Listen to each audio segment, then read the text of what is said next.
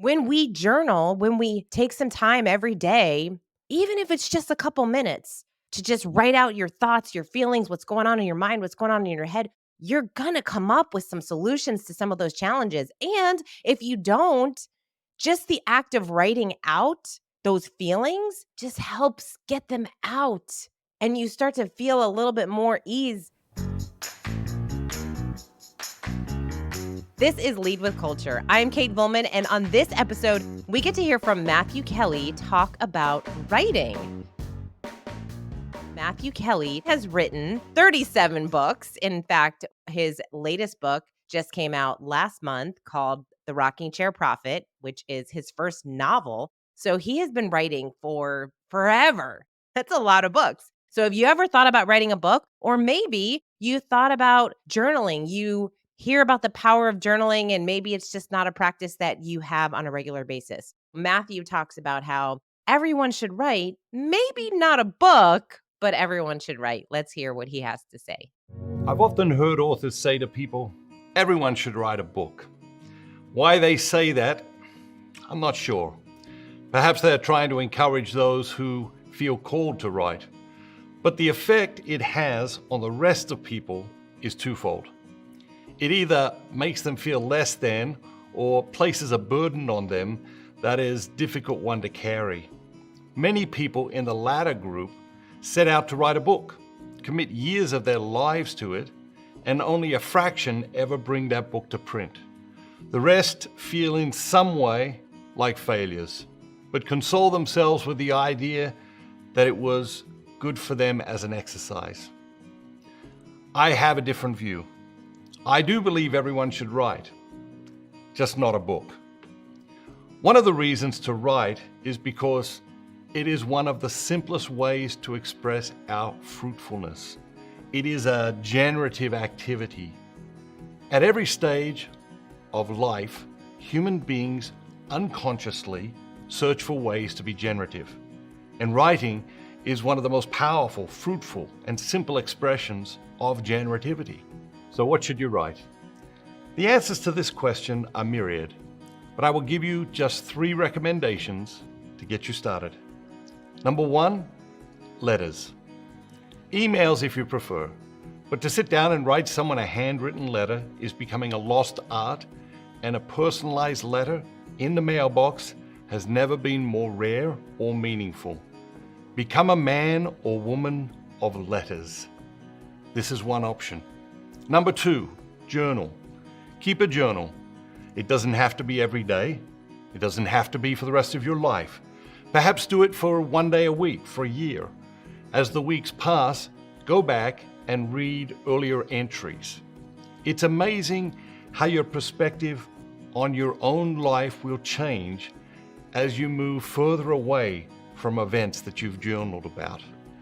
This leads us to think differently about our decisions, challenges, and opportunities before us. It also leads us to understand other people and their actions with more compassion and understanding. And number 3, keep a dream book. For more than 50 years, it has been popular for people to write down their dreams when they wake up in the morning. And there can be real insight gained through this exercise. But that's not the type of dream book I'm speaking of here. In my late teens, I started keeping a dream book.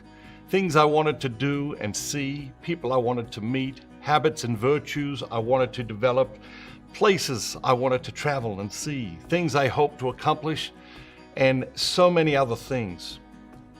When I wrote The Dream Manager 20 years later, I encouraged people to pursue their dreams, but first to write them down. There is something very powerful about writing our dreams down. There is something about it that claims them. It claims them, and once they are written down, we begin to work toward them consciously and unconsciously, little by little.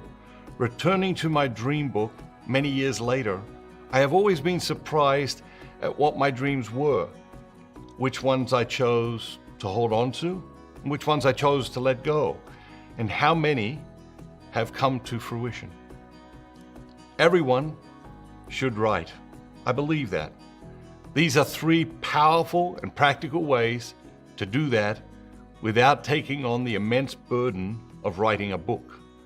I invite you to try one and allow the generativity of writing to enrich this time in your life and the lives of those around you. And there you have it. I so appreciate Matthew's perspective on this because I agree. Writing is so therapeutic. Writing helps us get all of our thoughts out of our head and onto the page in a lot of different ways. Now, I happen to have written a book this year called Do What You Love. It came out in June, and it was a really interesting project. It was harder than I thought it was going to be because of what Matthew talked about.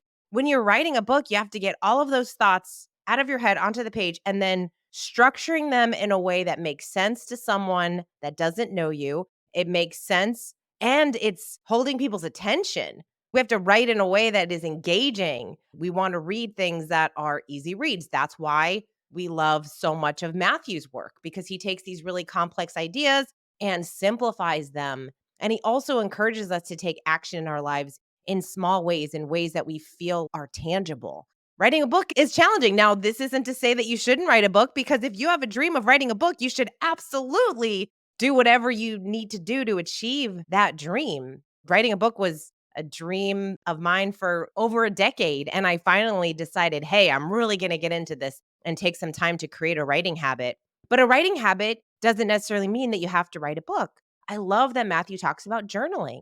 Journaling is so powerful. In fact, we work with so many leaders, and oftentimes some of the leaders that I get to coach, I share journaling prompts with them. When we're finished with the coaching session, I will say, okay, here's 1 to 3 journaling prompts that I really want you to sit down and write on before our next session. And I'll come up with those writing prompts based on the conversation that I had with them that day.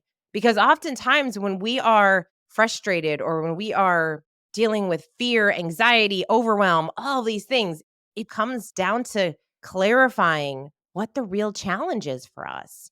When we journal, when we take some time every day, even if it's just a couple minutes to just write out your thoughts, your feelings, what's going on in your mind, what's going on in your head, you're going to come up with some solutions to some of those challenges. And if you don't, just the act of writing out those feelings just helps get them out. And you start to feel a little bit more ease simply because you're getting them out. Sometimes I've had clients say to me, oh my gosh, just journaling made me recognize how ridiculous my feelings were, meaning they were overthinking or they were not giving themselves credit for the work that they've done and how much they have accomplished. Because we can sometimes be our own worst critic. And so maybe we do get to recognize a little bit about how silly some of our thoughts are when we get them out onto the page, and we can come up with some new ways to move forward, some more productive ways, some healthier ways to move forward. So journaling is such a powerful practice every day. And also, of course, handwritten notes. What do we get in the mail? We get lots of promotions and direct mail pieces, and we get bills. And so when you get a handwritten note from someone in your life, someone that you met maybe at a networking event, maybe an old friend that you haven't talked to in a while, oh my gosh, it's such a wonderful thing. And sitting down and writing a note to someone, it also encourages us to think about that person, what we appreciate about them, why we really appreciate them in our lives, the things about them that make them unique and special. And it's a great gesture that would absolutely make someone's day. I hope that you found this episode helpful. I hope it inspired you in some way to start a writing habit or a writing practice of your own.